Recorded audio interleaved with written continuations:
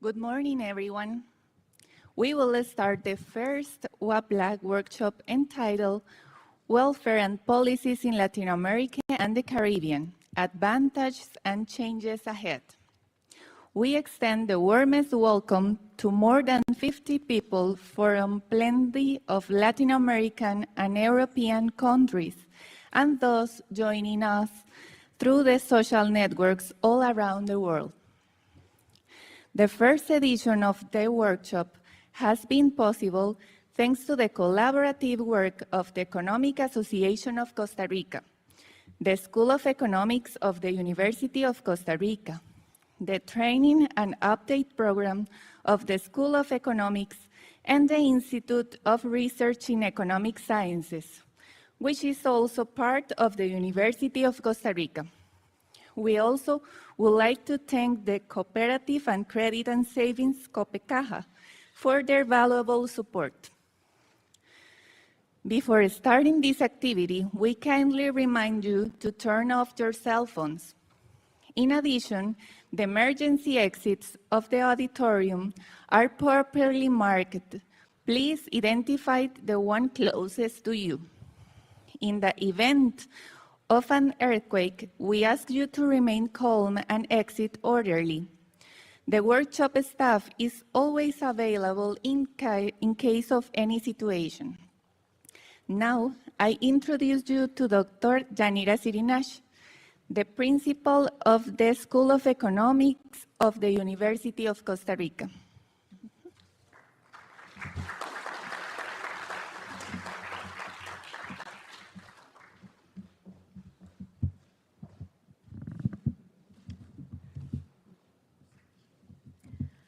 Buenos días, doctor Leonardo Castellón Rodríguez, decano de la Facultad de Ciencias Económicas y presidente de la Junta Directiva del Colegio de Ciencias Económicas.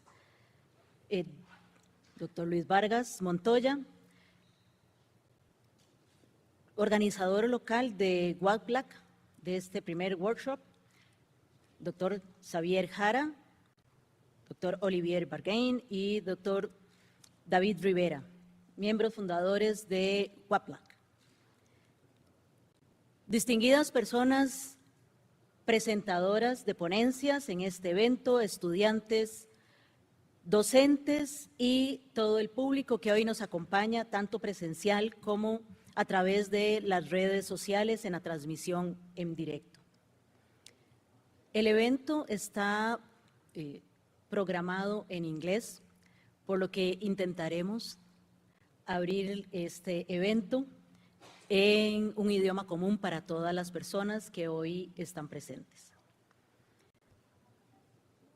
On behalf of the School of Economics, WAPLAC Network, and the Economics Association of Costa Rica, who is receiving us today in his house, we welcome you most cordially. WAPLAC is the initiative to bring together research in American, Latin, and Caribbean. It's a network on welfare and policy in America, Latin, and Caribbean. A platform on aims to bring together researchers, practitioners, and policymakers, bringing together experts from LAC countries and European partner institutions working in the issues. Prior to this meeting, workshops have been held to introduce the micro-simulation model to taxes and benefits of Costa Rica CRE-mode. To relevant stakeholders, we are delivering and launch CRE-mode in this international workshop. CRE-mode is now one of the 15 micro-simulation models around already developed in America Latina countries, including México, Colombia, Brasil, Argentina, Ecuador, Perú, Bolivia, Chile, Venezuela, Guatemala, Panamá, El Salvador, República Dominicana, and Uruguay. We hope that the next WAPLAC meeting, more countries will have developed their own models. Today begins the first WAPLAC workshop and collaborative efforts between the network funding and the Costa Rica partners, to bring together researchers working on fiscal and social policy focused on American, Latin, and Caribbean. Previously, two virtual meetings we held to discuss issues related to the welfare and policy, public policies. The way participation in the call of paper in the sign on the importance of this topic in Latin America and the Caribbean region. We are sure the efforts made to start the network has already borne fruit by putting on the discussed table a program as broad as the one of the outways in these 2 days. Therefore, I invite to make most of the parallel session and well to the plenary sessions without forgetting, excuse me.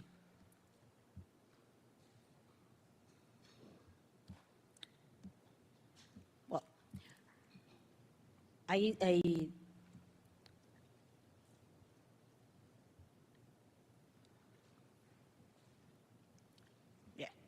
ready.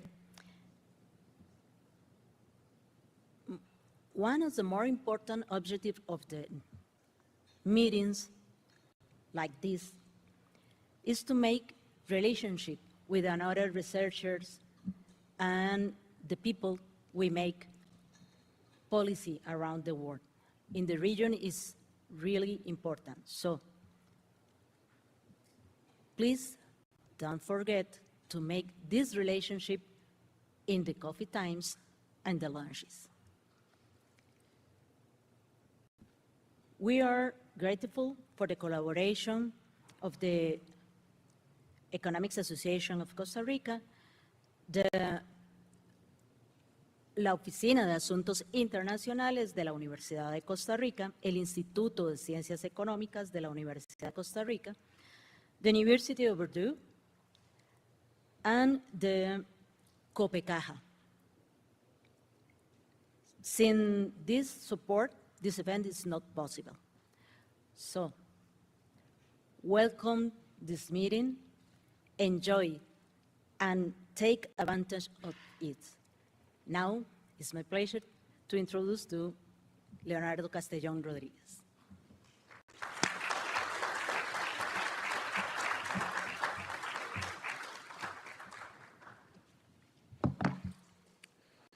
Muy buenos días.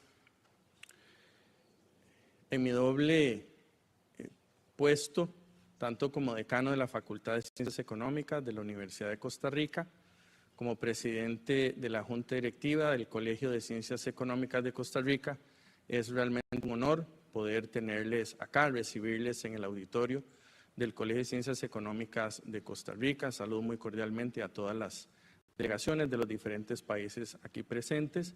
Por supuesto, también que agradecer y felicitar al equipo organizador de este importante evento internacional, tanto de la Universidad de Costa Rica, las diferentes universidades, como también del Colegio de Ciencias Económicas. Y un cordial saludo a las personas que nos siguen a través de esta transmisión.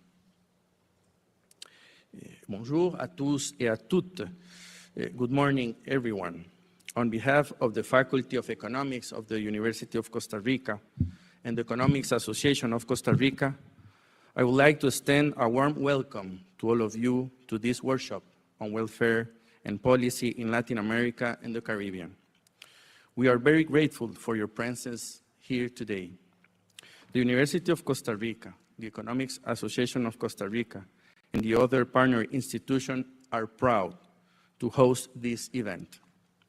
We believe that it's important to bring together researchers, policymakers, and other stakeholders to discuss the most pressing economic and social issues facing our region. This workshop is particularly timely as we are at a critical juncture in Latin America and the Caribbean.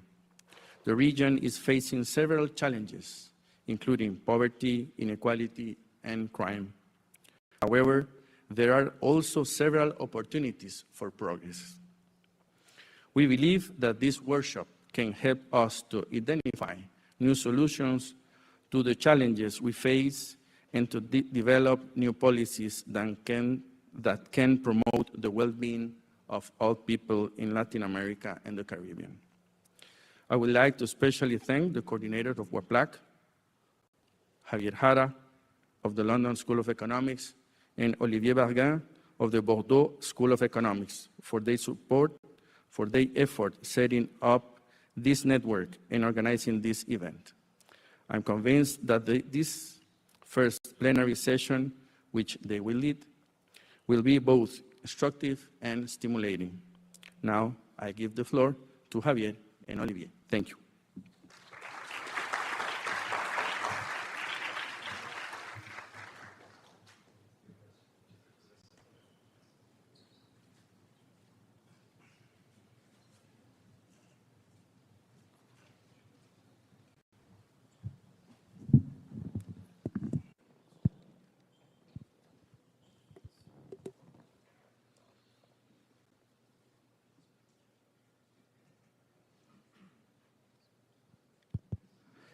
Okay, I will stand. Buenos días. Thanks for this very nice introductory speech, and thanks to all the team of the Colegio and of the university, and to Luis for the grand organization of this event. We are super happy.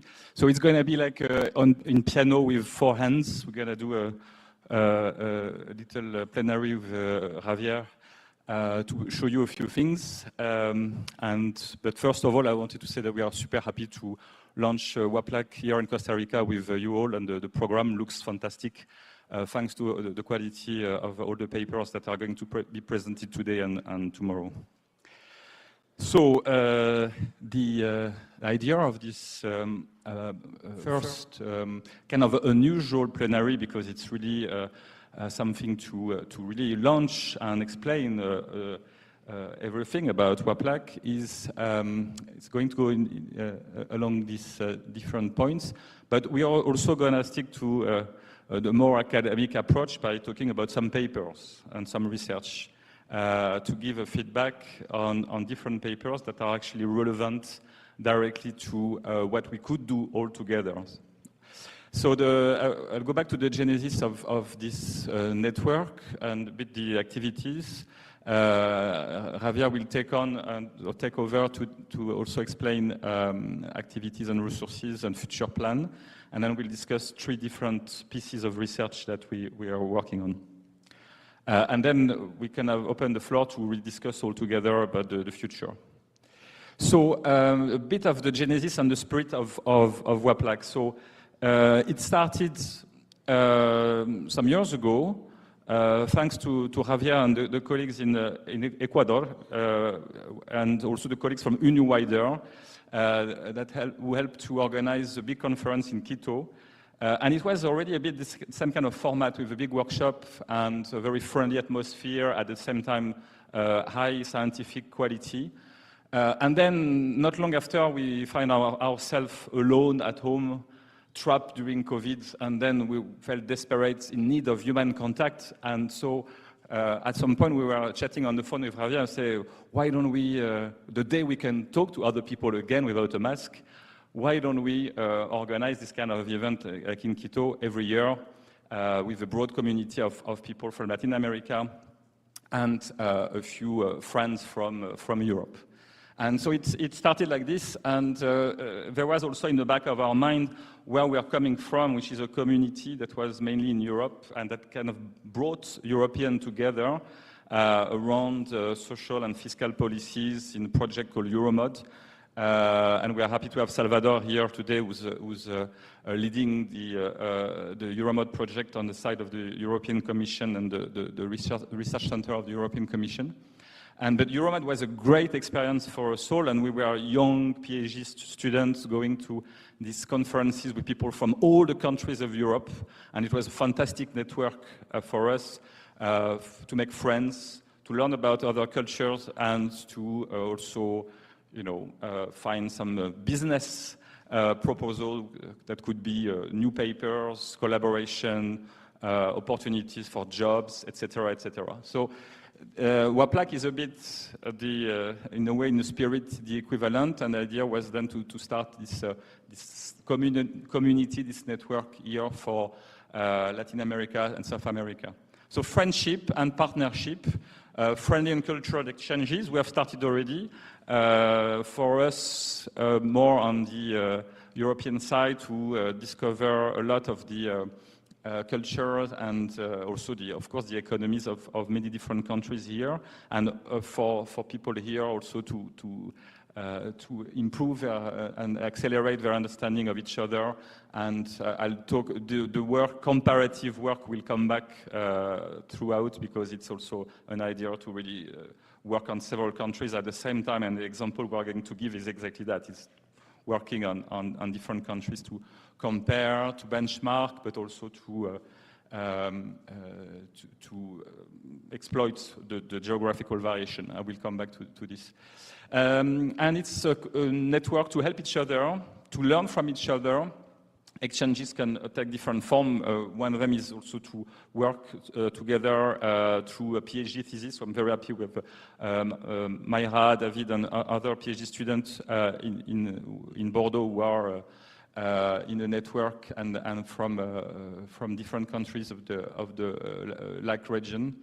And other aspect would be sharing tools also. I mean, we just discussed the possibility to use administrative data from Costa Rica, from Ecuador, to share microsimulation tools, survey data, and many other things that we could put in the basket and to use together.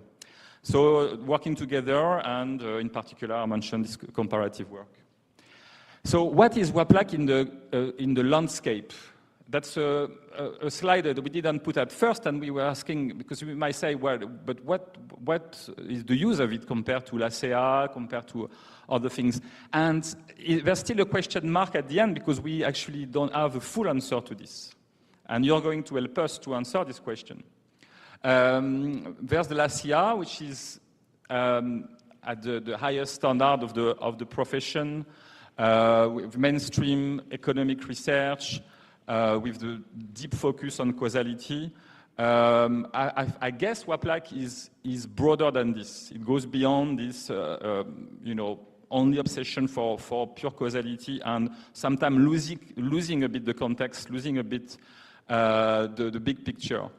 So WAPLAC has this kind of asset, first because it is broader in terms of method. It goes from microsimulation indeed, to administrative data, but also socioeconomics, qualitative data, experiments, etc., etc. And the bigger picture also for social and policy relevant discussions for Latin American and the Caribbean countries. In particular, again, I come back to this, in particular through the prism of comparative studies, again, comparing the countries. That's what we've done. I was mentioning Euroma, that's what we've done in Europe, to really say, okay, but the labor market works in this way in Germany, so how do we learn from that for France, etc. So this kind of discussions are already going on here, but WAPLAC's ambition would be to accelerate and really to push this a bit further.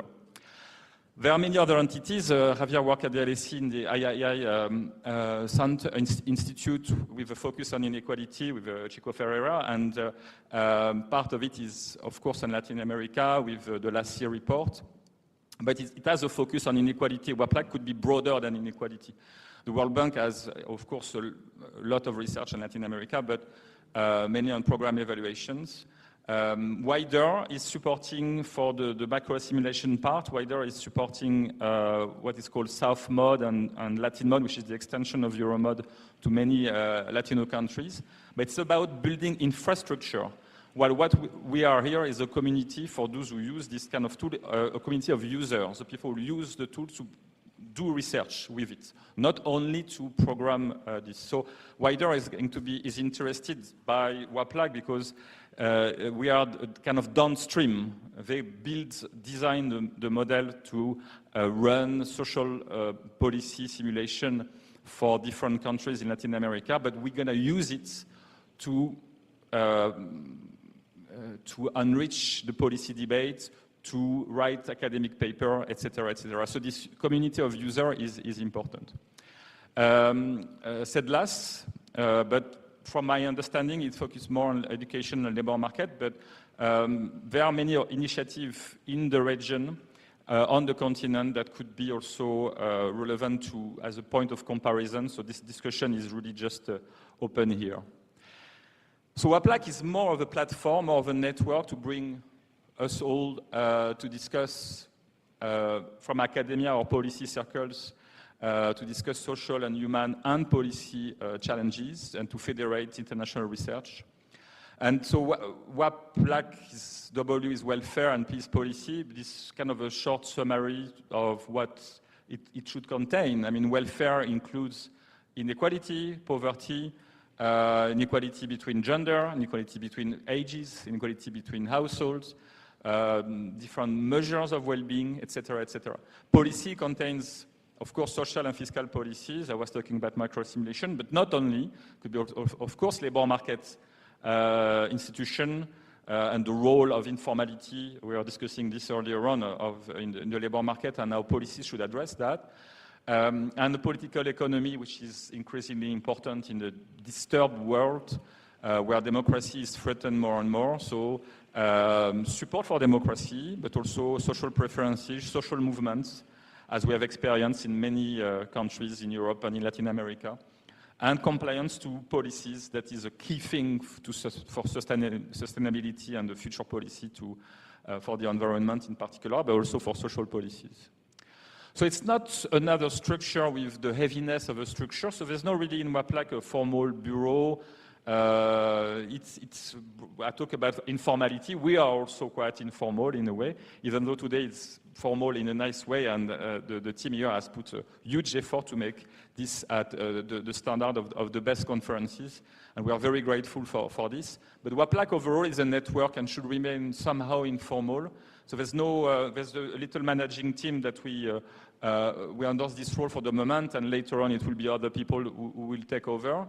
There's a local team for the organization of the conference, and we have a steering committee that is actually a guarantee of credibility of the whole initiative with a prominent researcher and policy circle colleagues from a renowned institution. Salvador is here for the European Commission, and other people from different institutions. But the idea is to keep things simple, because time is limited and we should use the time to just exchange. It's been said before, use the coffee break and lunch to think about the future and future papers and other things along these lines. So to do that and promote the research made by WAPLAC people, what beyond the network, we need just two things, this, a workshop and a website. So the main resource is you. We put most of the researchers who are at the moment on the website. If you're not there yet, then we're going to, with David and Javier, we're going to put a note and make sure you appear on the website very, very soon. So the network, the workshop, and the website. So the workshop, again, it depends on the local team who who's volunteering for the organization. And again, I would like to make an official, it's hard to upload with a microphone in the end, but again, to upload to Luis and all the team here. If you can give a big applause already now to thank them for their super organization. The program is also part of the workshop, and we received actually a lot of papers, and it's been a big work. So another big applause to Javier and David, who have been really involved very deeply in preparing the nice program today. So the third thing is a website, and the website is really nice. It shows the work of the researchers from the different countries. It shows how we are connected to the steering committee, but also to the institutions that are related to the steering committee and beyond, so IIA, the World Bank, Uniwider, etc. And you're going to upload a lot today, because I think there's someone we need to thank a lot is for incredible work so far on many different dimensions, but in particular for this fantastic website is David again. So he's the center person of the whole thing. Thanks a lot, David. Yeah. So I put some of the funky picture he put on the website is quite nice, and so you'll see bits from the website in the slide today. So how do we do these things? So resources is human resources, is the work of a few of us. But still we need resources, and I think that's when I give the microphone to Javier.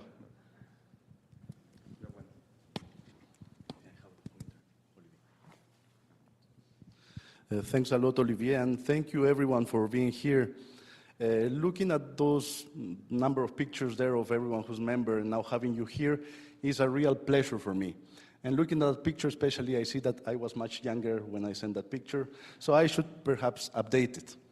But anyway, in terms of resources, you might have noticed we haven't asked for any membership subscription. There was no subscription or registration fees for this workshop. So in that sense, we have tried to make it as available and as open as possible, because the idea was always to have something very informal among friends, just a platform where we could share together and just give more visibility about what each of us is doing. But perhaps that I think we have done quite a lot already. So for the conference this year, as you can see that we are thanking again a lot to Luis for the big organization, to the University of Costa Rica and Colegio de Ciencias Económicas de Costa Rica for hosting us here today and tomorrow, allowing us to use their conference rooms, paying for lunches, coffee breaks, and just give us this space to be able to share together all our work. The website's costs and Thursday dinners and Friday drinks are thanks to the University of Bordeaux, specifically the Project Hope, led by Olivier Bargan. So then again, a big thank you to Olivier. I think we haven't applauded him yet, so this is the opportunity to do so.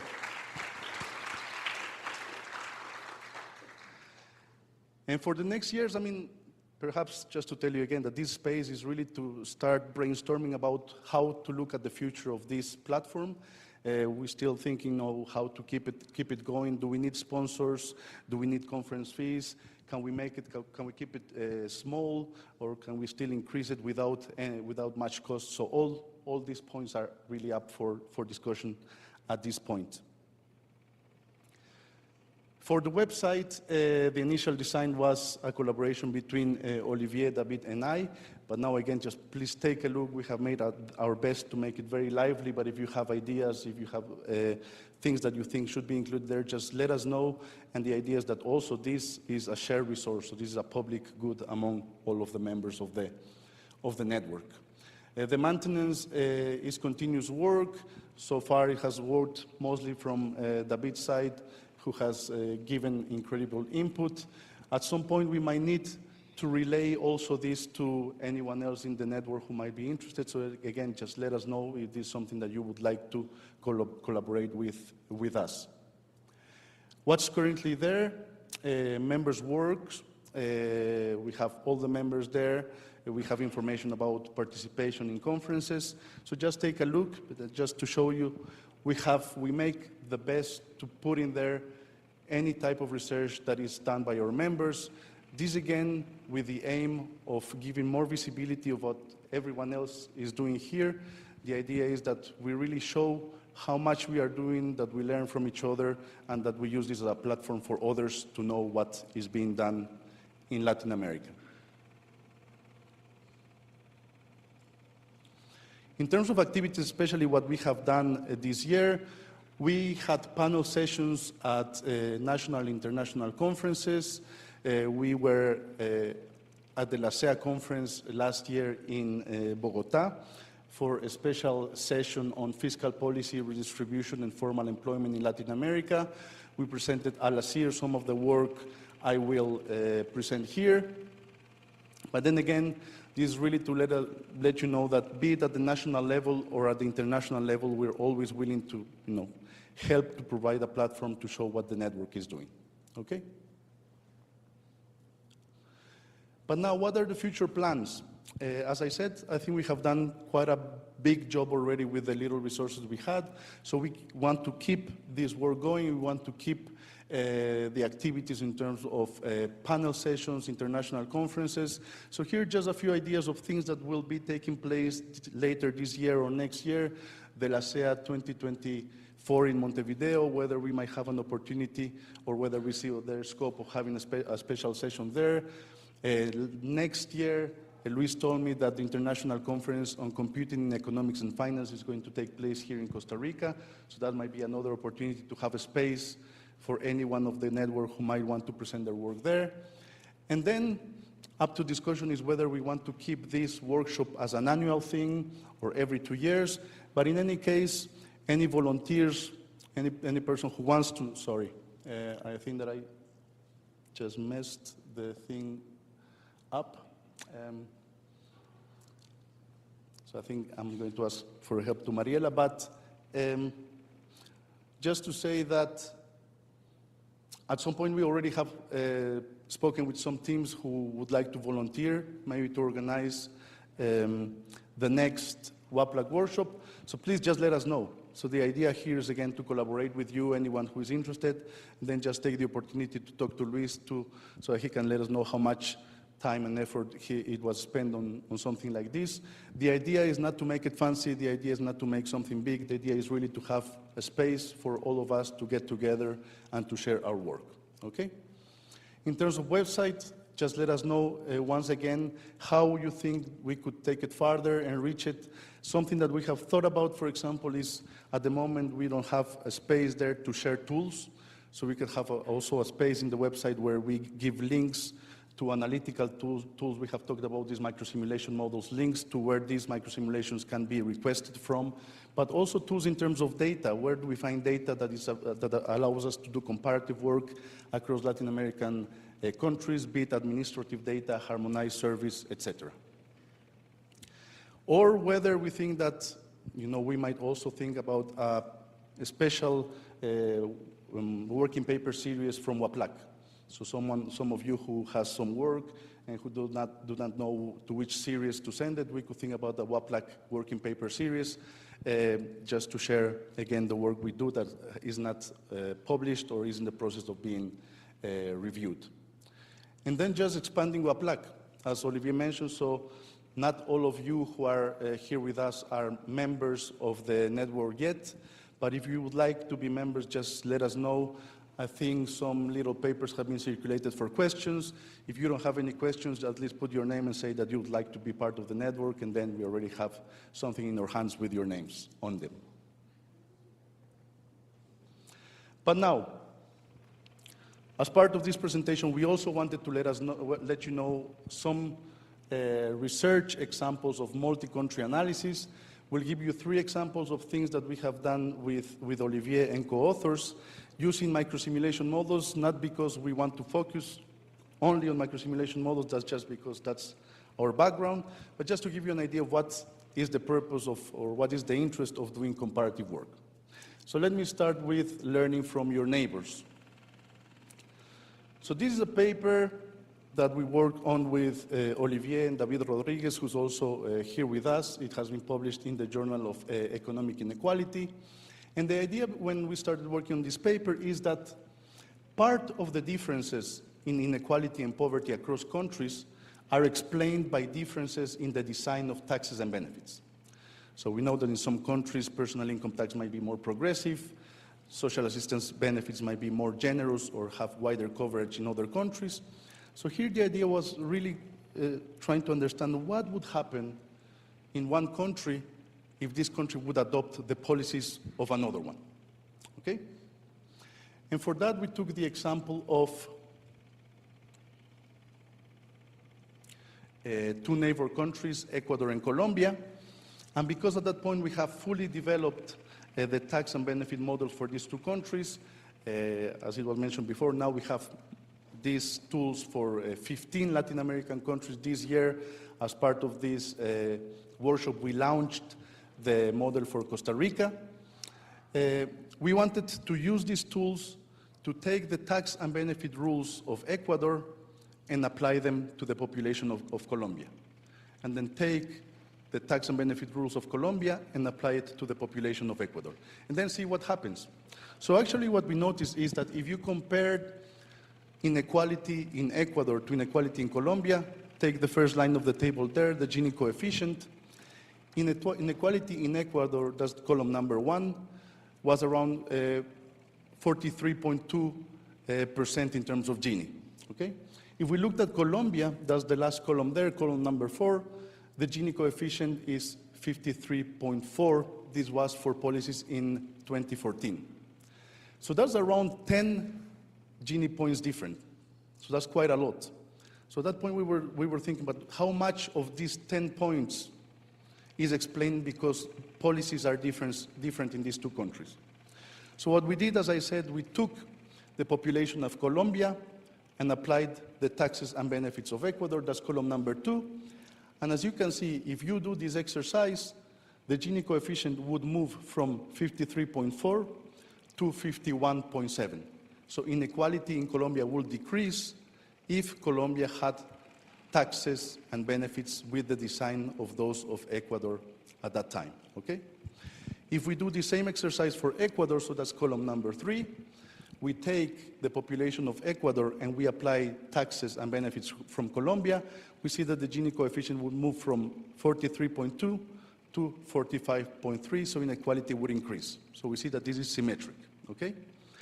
And in that sense, these contrafactuals allow us to decompose or to quantify how much taxes and benefits contribute to differences in inequality across countries. And what we see is that from this policy swap, we learn that around 20% of differences in inequality and poverty between these two countries is due to differences in taxes and benefits.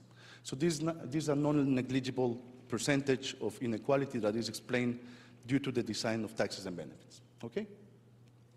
And perhaps a little note, here at the time we had microsimulation models only for 2 countries. We have it for 15 countries now.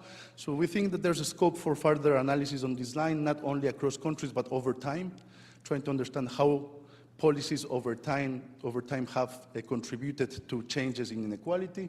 So any person who is interested in this type of analysis is more than welcome to talk to us, and we can think whether we can expand this work.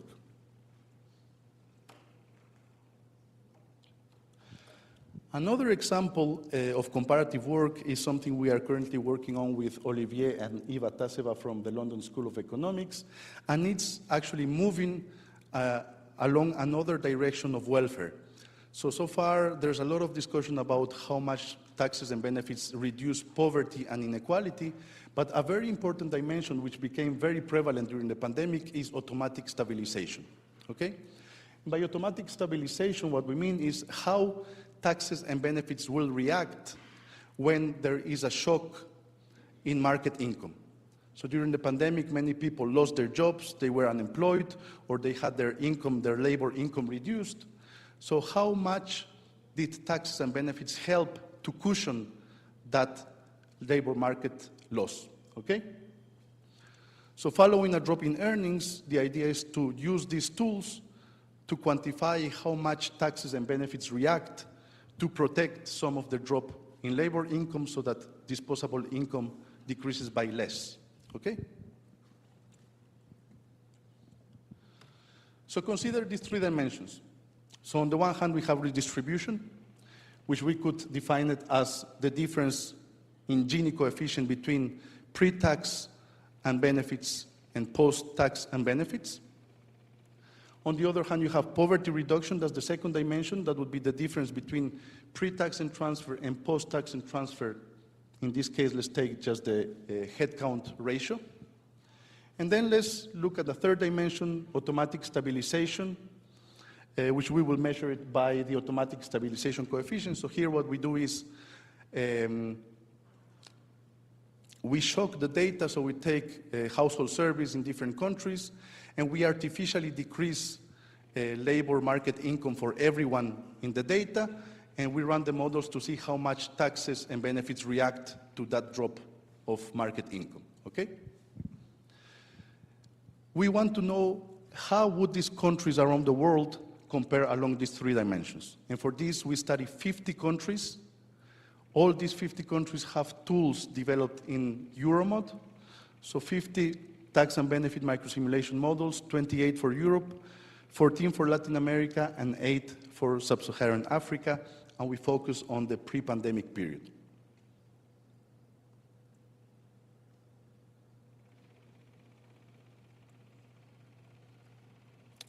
Okay. No, it's not responding.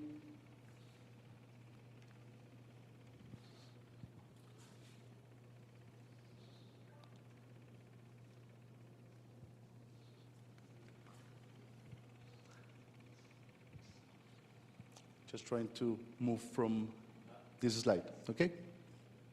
Thank you. And here let's think first about the two first dimensions, poverty reduction and redistribution.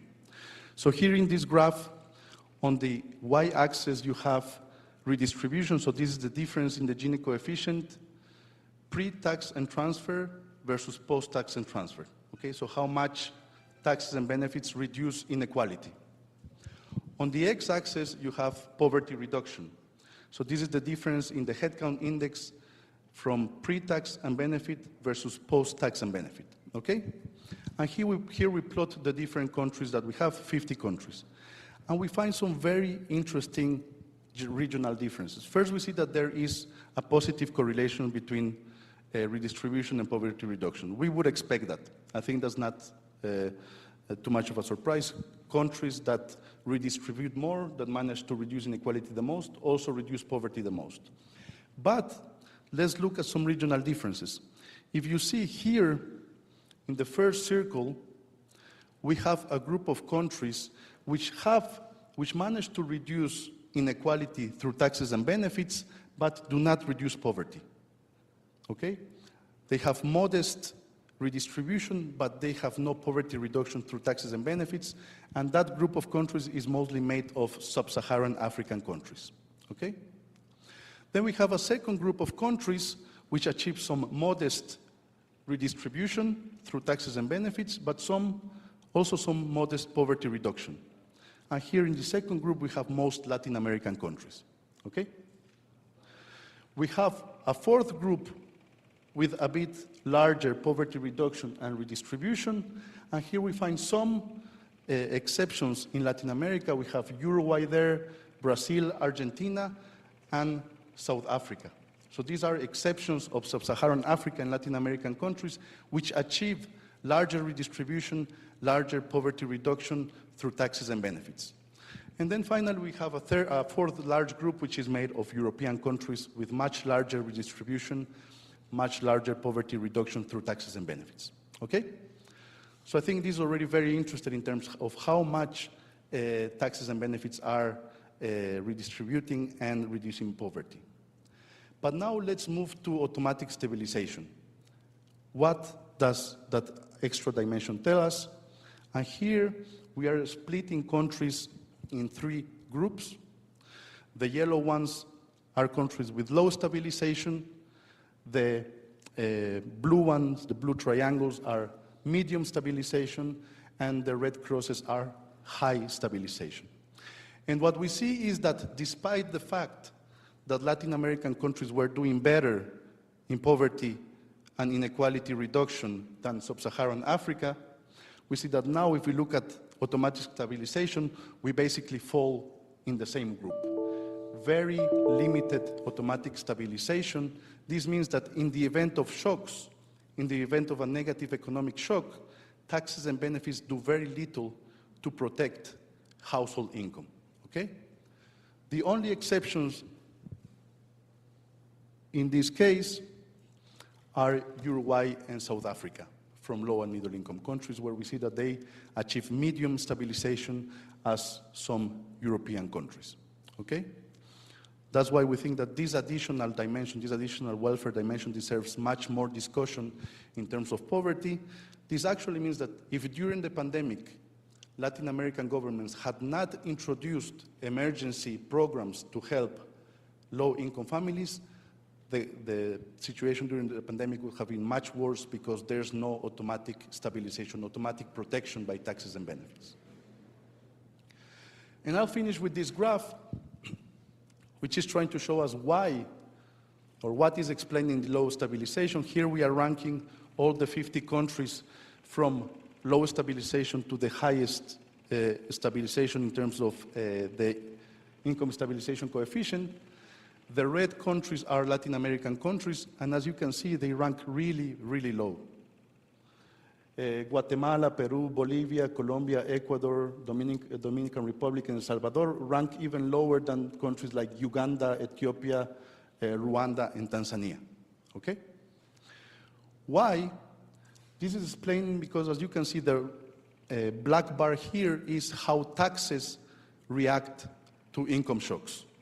And we see that taxes are contributing a lot to automatic stabilization in many countries, whereas in Latin America, taxes have very little impact, very little automatic stabilization, as well as the white bar social insurance contributions. Okay? This is explained by two things. The first one, a problem that we are all aware, informality. Because the labor market is segmented in Latin America, this means that taxes and social insurance contributions have a very limited impact compared to European countries. Okay?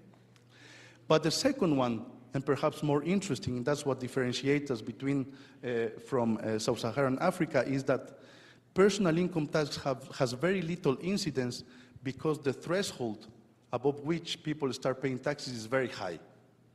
And because of this, then we have lower stabilization from taxes than Sub-Saharan countries, okay? And then finally, from the benefit side, we see that in some countries benefits, so there's the gray bar there. In European countries, benefits act as stabilizers because if you lose your job in Europe, you can go and claim social assistance because social assistance depends on your income. In Latin America, if you lose your job, but you are not below the welfare index that is used for social assistance, you cannot claim social assistance. You are not entitled to claim social assistance. So basically, benefits do not act as automatic stabilizers, although they help to reduce poverty and inequality. So I think I will finish with this, just to leave you some food for thought about what can be done with this comparative work.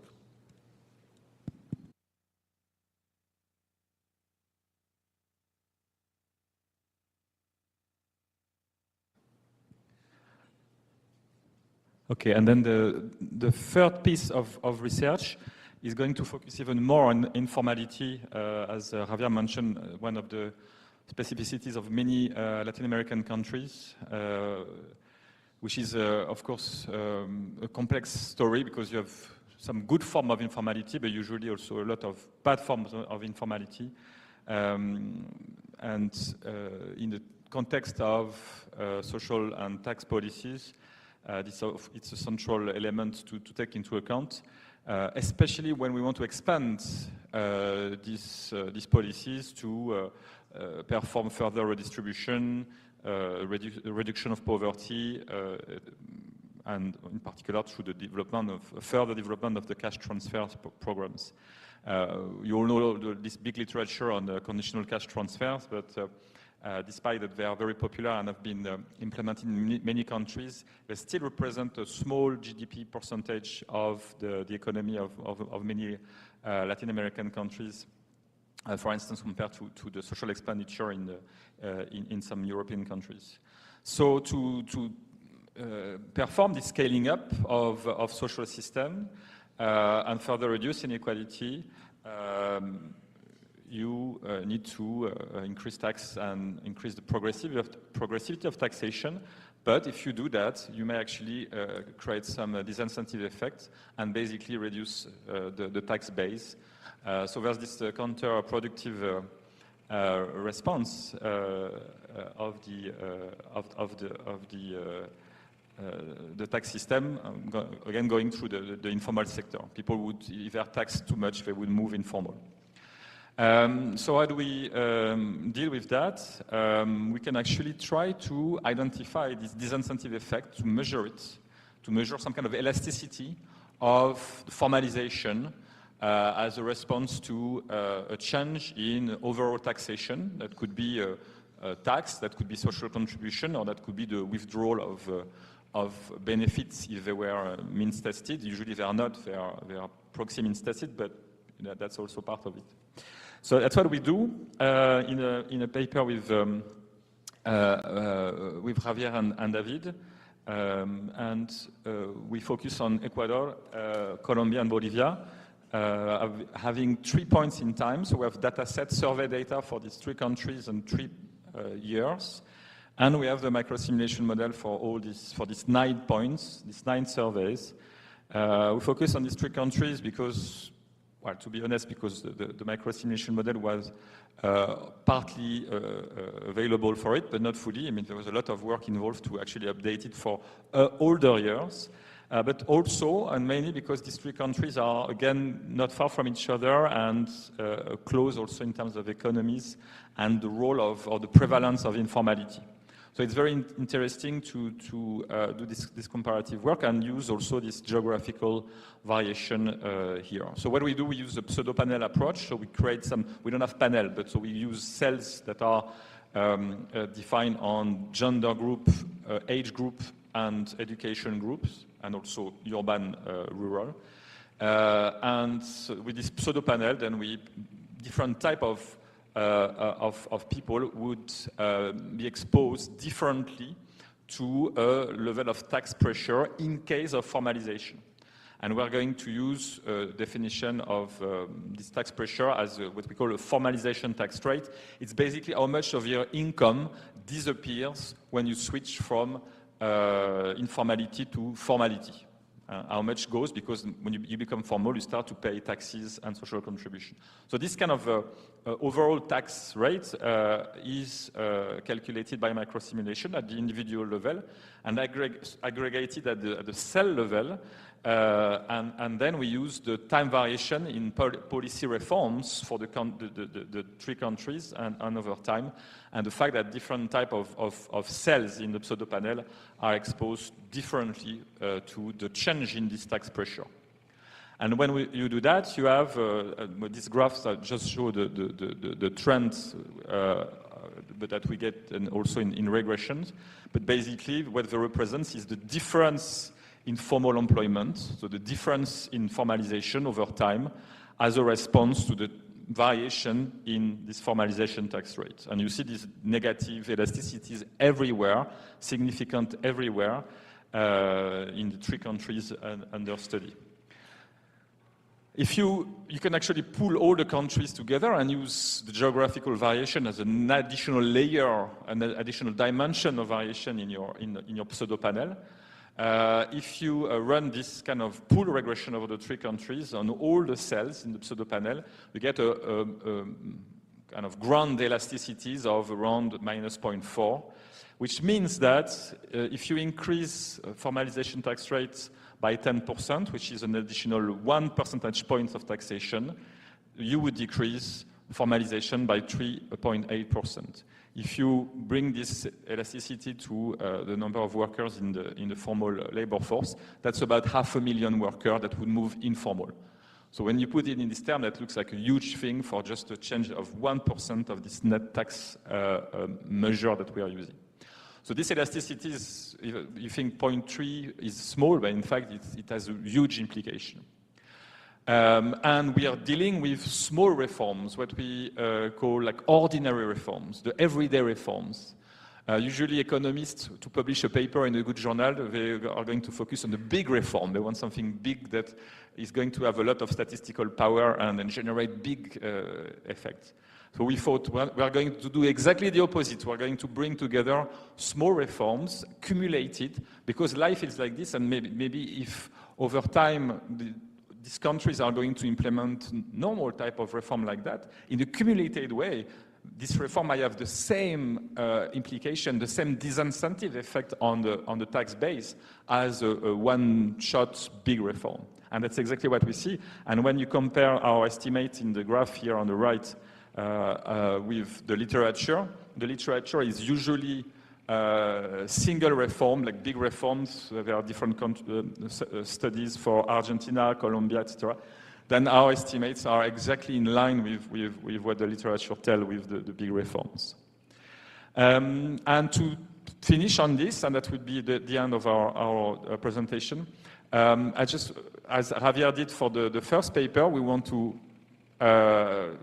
offer the possibility, or launch the possibility to work together with any of you who are interested, using these tools to look at the redistributive impact of social and fiscal policies in Latin America, but here also to look at the disincentive effects of these policies on formal employment.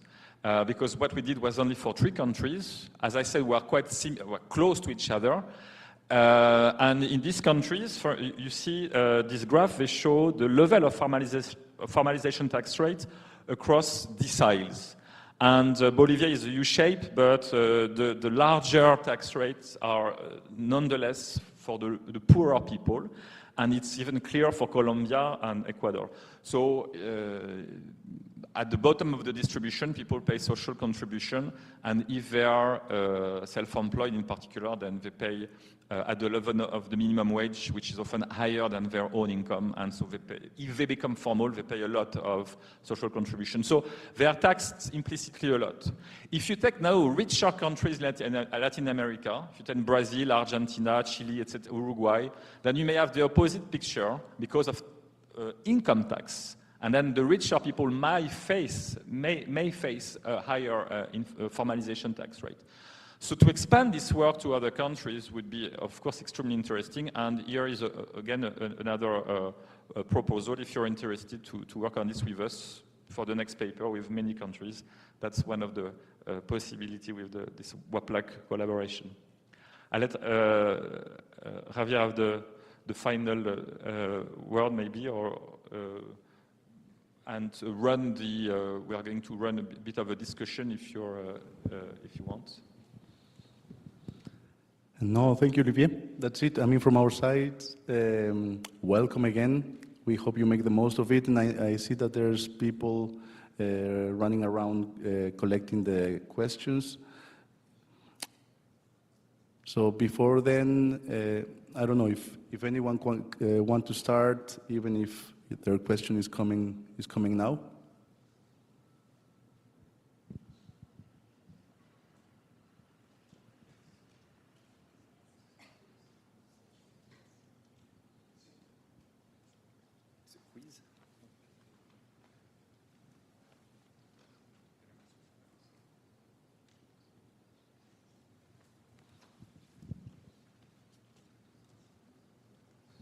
Sounds like a TV show with a quiz, but we are quite bad candidates. So.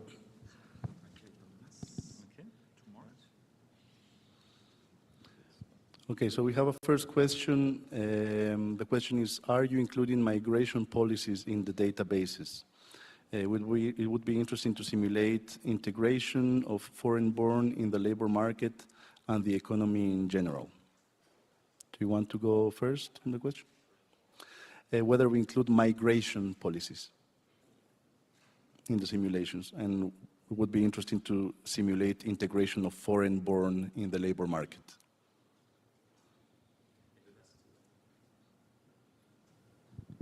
In the last piece, we actually check if people have lived in the same place for 5 years. To control a little bit for migration, because indeed if people move, then this pseudo-panel strategy doesn't work so well. So we try to control for that and see for the people who are kind of geographically stable, if the estimates are the same and they're broadly the same. I don't know if it answered the question. Perhaps just to complement, because we use microdata, we can exploit the heterogeneity in the survey. So if in the survey we have sufficient information about foreign-born versus locals, we could exploit this information in the analysis for any type of analysis that we do. So I have a question. Does WAPLAC plan to have its own journal? So that could be an idea for the future. As we said, for the moment, we want to keep it simple. And even to launch a working paper series is a lot of work. I mean, David knows that and has worked a lot already on the website and gathering all the links to WAPLAC members' working papers that are published elsewhere. And I think this is already quite useful and nice to see what people are doing. Then the next step is to really take all these papers and present them with a packaging, a WAPLAC packaging, and that is more work and more time. I'm not sure we would have the resources, and some people have to finish their PhD, some professors have to teach, etc. So I don't know if we have the time for that. And the journal is even one step beyond, a huge step beyond that. So, but why not for the future? We don't know. Maybe we'll have a lot of resources and we could think big, but for the moment we are at the situation that we have described. Yeah, it's true that we haven't thought about those lines, but something that we have been discussing is whether we could take advantage of these annual workshops, perhaps to organize little sessions with young scholars. We have one session, the last session of the second day is organized by the Young Scholars Initiative. These are presentation sessions, but we could also think about something more structured for young early scholars on how to publish, what things to do. So this is again open to discussion about how we could use this platform for things related either to publications or for policy.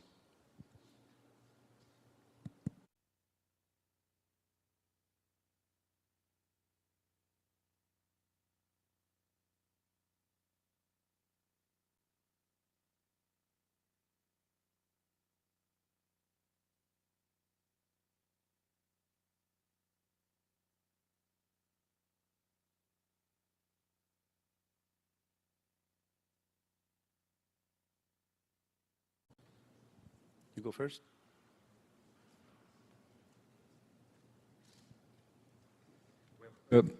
What about to tax more the rich by increasing corporate income tax?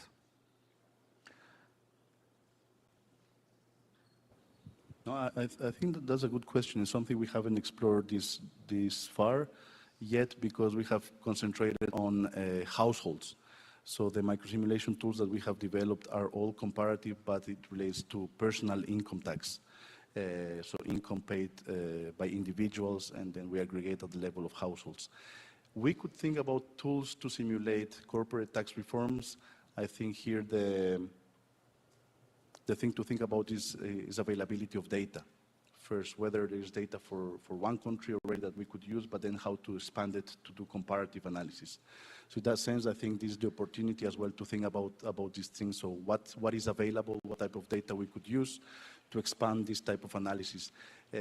Something that we usually do with microsimulation tools is, for example, we think about reforms to social assistance, or there has been a lot of discussion about universal basic income. And then, of course, from the policy level, the discussion is how do you finance these things?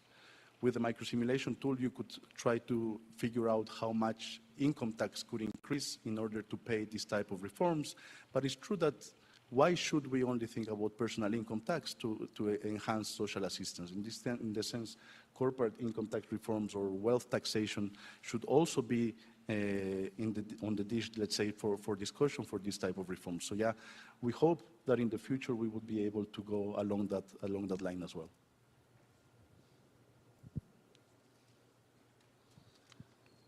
The next question is, in order not to decrease the tax base, why not explore for VAT progressive reforms? I don't know if we have VAT in the models, because they would record data where you have also consumption, but maybe for some countries there is. But yeah, it's already there for the countries where you have consumption. It's already there because you already have a zero VAT rate on necessary goods for some countries. So some of us would be really excited by this because we work also a lot on consumption and inequality of not income but of consumption. So this and all the targeting literature. So that would be quite nice to. It has been in in the mind of everyone working on this tax simulation for a long time. But again, it's quite rare to have a data set that contains everything you need to do that. So I think Euromod has partly some VAT imputation, but Yes, so at the moment from the models that exist for Latin America, some surveys that are used by the models have both income and expenditures. So for those countries, there exists in the simulation the code to simulate VAT or consumption taxes, so special consumption taxes. Those models that are part of SouthMod, so Colombia, Ecuador, Bolivia, and Peru also have in the data expenditure, some either directly from the data or imputed from other data sources to enable these sort of simulations. And the idea would be to hopefully enable to do this type of simulations for all the countries for which we have models. So I think the Euromod experience is very similar. So the main service that were used in the model contain only income, but there has been a huge effort to do imputations from other services to be able to simulate indirect taxes. So that is an expansion that we hope to take forward in the future, to take into account these possibilities of thinking about indirect tax reforms, not only direct taxation. So you compare countries with different institutions. What role do you see for developing cross-country analysis of the role of institutions? So it's a good question. As I mentioned at the beginning, the WAPLAC has a broader scope in a way by the tools, in terms of tools or method used by economists. And we have some colleagues, for instance, we have some colleagues in Bordeaux, they couldn't make it today. We work exactly on this, on more institutional economics, and to really have a deeper historical approach, institutional approach, and so on, and combine it with the kind of more direct database analysis that we do here would be very interesting. For instance, if we talk about informality, and to compare countries, many countries which don't have any unemployment insurance system to the few countries in Latin America with some more like a formal type of unemployment and unemployment insurance system, and to see how unemployment insurance has been developed as an institution, the role of social partners, of unions, the CEO boards, etc., and governments, and how this institution has been developed, and how the similar process could be followed by other, again, neighbor countries possibly. So this would be extremely interesting to pursue as a research, and probably in collaborative work again with the other approaches that we have described here today. And I think the last question is why redistribution is seen as direct taxes for individuals. Obviously this is going to work, but if I know that 1/3 of my paycheck is going to vanish, I probably will work less or go to the informal side. And I think that's precisely what the last exercise shows. So we see that progressive reforms to personal income tax can have a negative incentive effect on people to move to formal employment. So we do see that interaction. I think in terms of policy, it is important to take this behavioral effect into account when we do policy reforms. We cannot neglect it. It should be part of the analysis, but we need to understand much more the size of these reactions. It might differ across countries. It might be specific to certain policies. So I think the exercise that Olivier presented at the end aimed to somehow quantify this with small reforms. But I think behind these questions, at least the way I understand it, is also how we perceive taxation. So what are we paying our taxes for? And I think that is a big discussion in Latin America. I think in Europe, people understand that taxes are being used for infrastructure, to provide better health. But perhaps in Latin America, part of the story is that we don't know what is being done with these taxes. So in that sense, our perceptions and our understanding of how these things are used either to enhance social protection or for infrastructure, I think that's an important part of the story that we need to explore And in this sense, the collaboration with people who are in government institutions is very important, because even feasibility of potential reforms depend a lot on the understanding that people have about the impact that these reforms are going to have. And it relates to a point that we mentioned at the beginning, but not in our own work, which is the political economy side of things, and support for redistributive policies and compliance with tax benefit systems, which is of course key for the sustainability of this system. Thinking about middle class who don't perceive that they would benefit from the social contribution or taxes that they would pay, and feel treated unfair compared to the bottom or the top of the distribution, while there are actually support to this kind of redistributive reform is key. This is a big and very critical role, and dimension that we should again be put together with the kind of work we've presented today. I don't know if there's any last-minute question from the audience. Yes, Andres. About informality.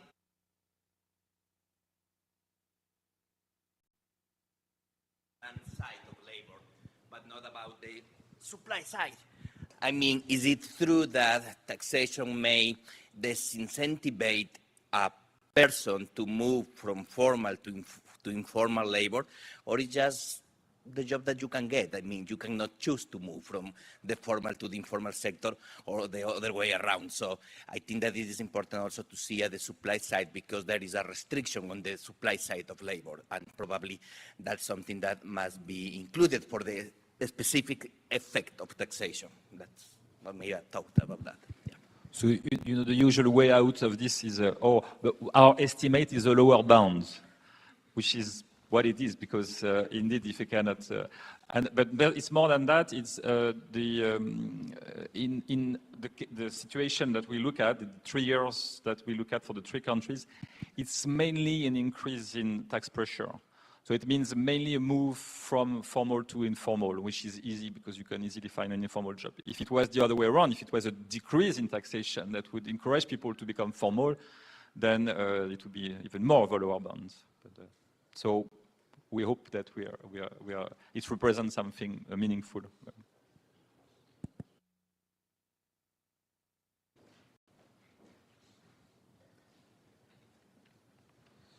Good, this is great. So there's more questions coming.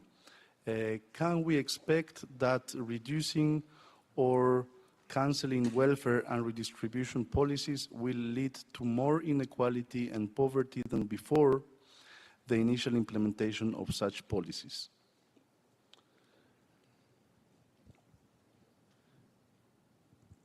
I think thinking in the very direct effect as the models do, so the day after effect of such reforms, we will see a reduction of redistribution and increase in poverty, because as we saw, taxes and benefits do contribute to decreasing inequality and poverty in most countries. Only in sub-Saharan Africa we saw that taxes and benefits have no effect on poverty reduction, or even increase poverty due to the effect of direct taxation. Now the discussion is what happens after, so how the economy moves from this short-term impact to the medium and long-term. Personally, I wouldn't be able to answer, but I do think that the welfare state is there for something, because, as the discussion was saying, I don't think it's only a matter of incentives. It is partly, but for some families, those aids is because in some cases they do not manage to find a job, or they need additional time for finding a job. And I think that is the main purpose of the welfare state, to provide support while these families move to a better position in the labor market. Personally, I would think that would be my thoughts. Technically, I think it's more difficult to assess, but I think that is the rationale behind welfare policies.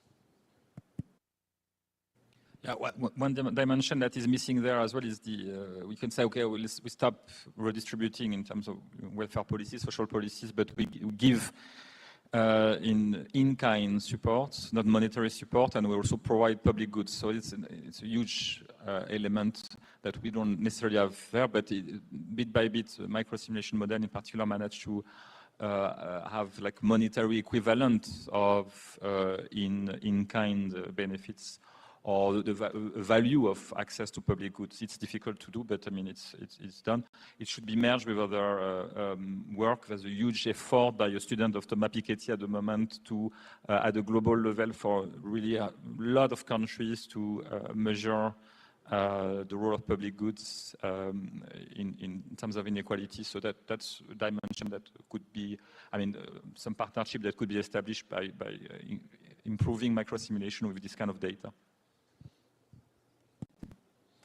Okay, if there's no more questions, we can close here. I don't know whether there's some housekeeping rules.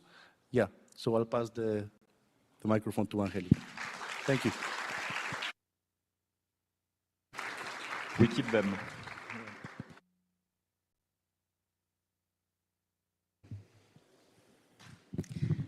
Thank you very much, Javier and Olivier. And once again, thank you for your attention to this welcoming and the first plenary session. Now, let me take a couple of minutes to briefly explain the program of all the event. Today, after coffee time, we have 2 parallel sessions during the morning. After lunch, we have the keynote lecture for 1 hour and then other 2 parallel sections. In the afternoon, there will also be coffee time, and followed by this space, the last parallel sessions of the day, finishing at 18:30 hours, okay? We end today with the gala dinner at 19:30 hours. Tomorrow, we will have 6 more sessions starting at 9 a.m. at the University of Costa Rica. We will provide you the exact location. At 16:10 hours, we have the policy panel in Spanish, simultaneously translated to English. And we close the event with a cultural activity and a cocktail at 17:10 p.m. hours. Now, you are kindly invited to move to the lobby, drink a good Costa Rican coffee, and have a friendly chat. Please enjoy your stay at the event. Thank you.